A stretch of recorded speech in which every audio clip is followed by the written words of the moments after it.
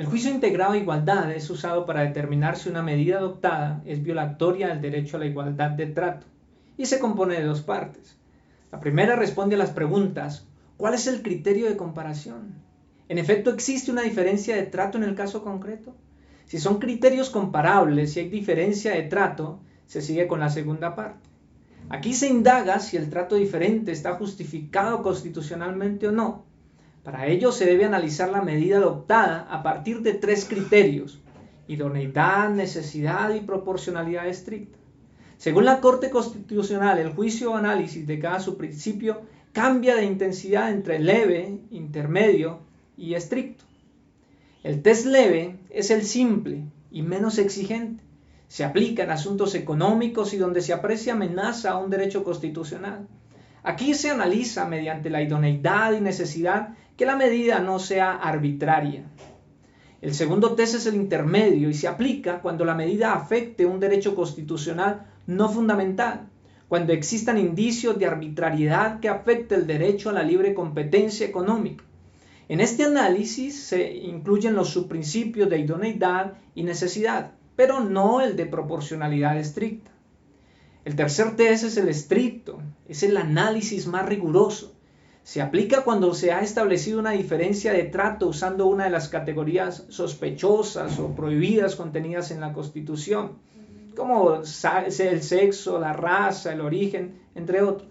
También cuando la medida o la diferencia de trato afectan en principio el goce de un derecho fundamental y cuando se examina una medida que crea un privilegio.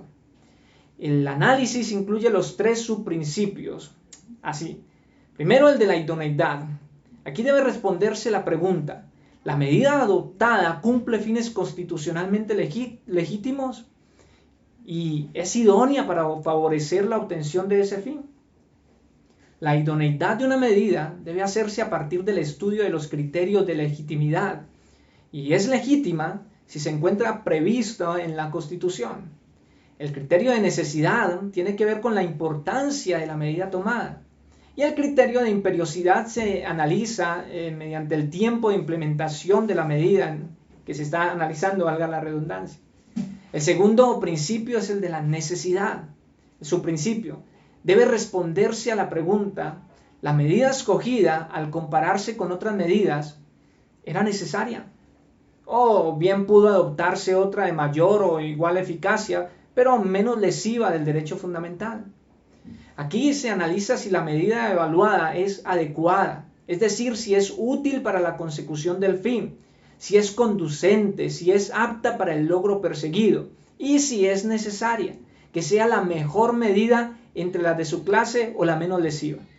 El tercer y último subprincipio es el de proporcionalidad estricta y consiste en realizar un balance en donde se sopesan de un lado las ventajas constitucionales de la medida y del otro las desventajas o afectaciones en los derechos que supone la implementación de la medida. Para esto se debe plantear la siguiente pregunta: ¿son mayores las ventajas?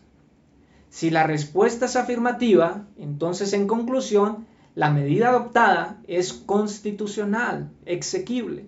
De lo contrario, resulta inconstitucional, inexequible.